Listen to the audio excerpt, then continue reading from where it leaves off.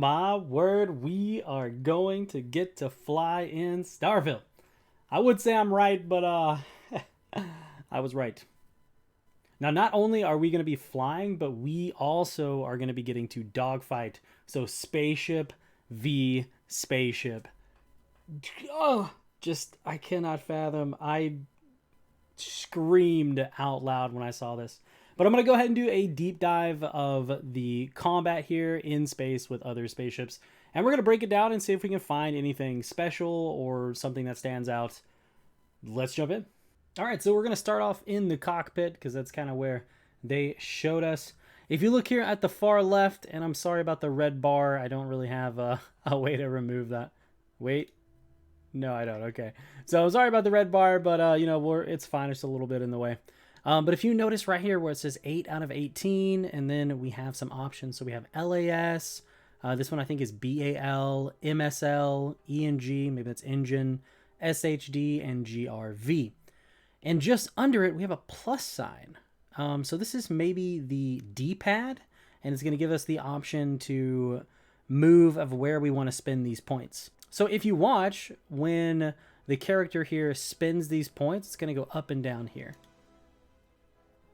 Spending them on BAL and LAS. Now, I do think this is actually pretty cool because this is going to give quite a bit of room for growth. So if you'll notice, this has 18, but it's only about halfway full.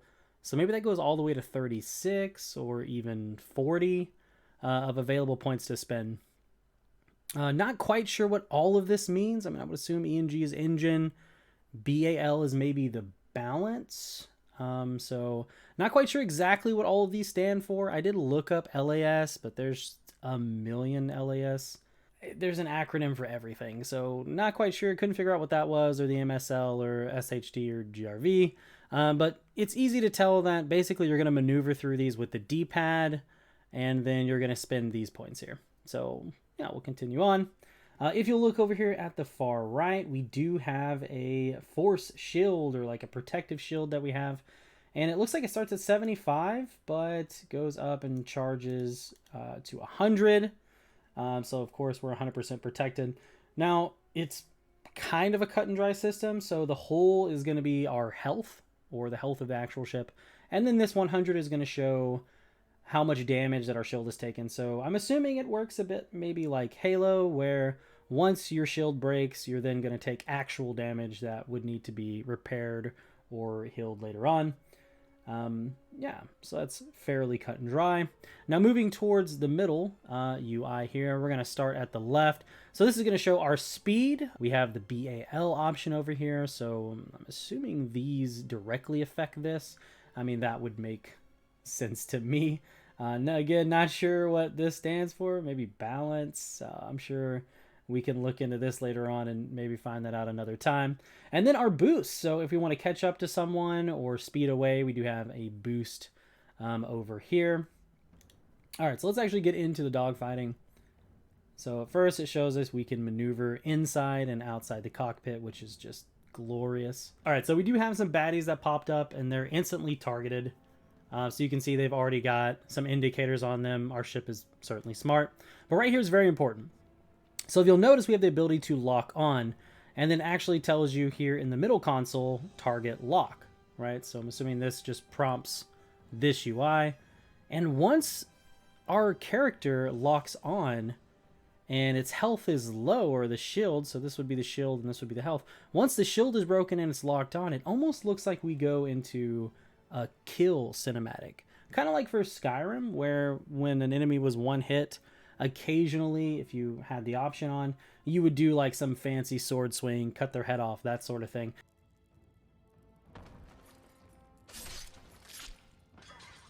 But it looks like we're going to get that as well here. So just kind of watch closely as the whole camera will change into something more cinematic. All right, so see right there, we locked on after the shield was down, and we finish it off. So it could be where when that cinematic happens, it's going to do it here as well. Okay, so waiting to lock on. Looks like we got the lock, and then we go ahead and do the cinematic and shoot.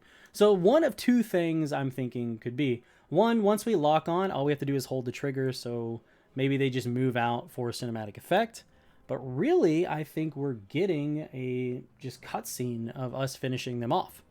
So I think we lose control, and maybe again this could be something like in Skyrim, where we can turn this off if you want, because I know you could do that there. But it really does look like we're going to be getting the cinematic kills. So continuing here, pretty cut and dry. We took like barely any damage. Now I don't think that the combat looks hard. It kind of looks easy from what they showed. And then we're going to see over here where we can actually dock. Now, I paused here when I was watching this a little bit earlier. Let's see if we can back up here. So this guy comes and attacks. And I was trying to see if this is the same ships, the one that we're locking on right here, that we dock to here in just a few. To where, if you see here, it says we're docked, right? And it almost looks like the same color ship. I couldn't quite tell if the one that was hacking us is the one we're now docked to.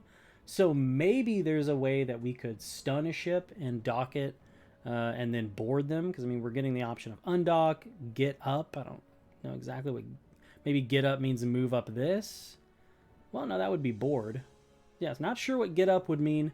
But yeah, it gives us the option of board. So maybe we can actually, like, shoot something that turns off the other ship and makes it just float in space. And then we board them and we can steal things or kind of like be a pirate if we want to.